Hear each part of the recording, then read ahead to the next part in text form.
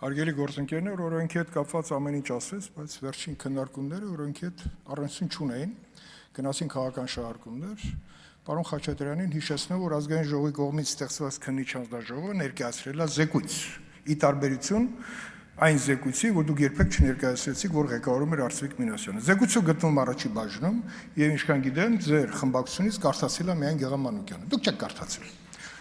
Շատ լավ, եթե սխալվել եմ, ներող կլինե, գնացեք կարդացեք։ Հարցը դրա մասին չի։ Զեկույցի հետ կապված, եթե կարդացած լինեիք,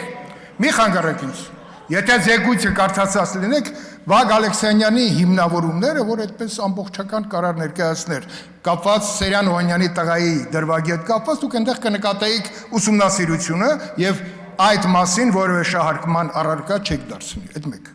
Երկրորդը, հարավային ուղղության նաև կնկատեիք պատասխանատու նախկին դաշնակցական Տիրան Խաչատրյանի վրա եղել, որը էլի պատահաբար վիրավորվեց,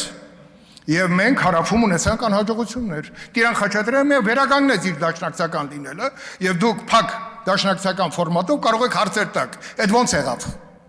Դա այդ ամբողջը կա զեկույցում, բարի եղեք կարդացեք եւ տեսանյութեր էլ կան, իսկ տեսանյութերը հիմնավորում են այն, ինչը ես ասեցի։ Իսկ ինչ վերաբերում է օրենքին, հարգելի գործընկերներ, պետք է չմտահոգվել, այս զեկույցը անպայման մի օր իր բաց մասը կհրապարակվի, եւ այդպիսի շահարկումները Հայաստան Դաշինքի խմբակցության եւ նրա ղեկավարի կողմից այլևս կդառնան անօգուտ։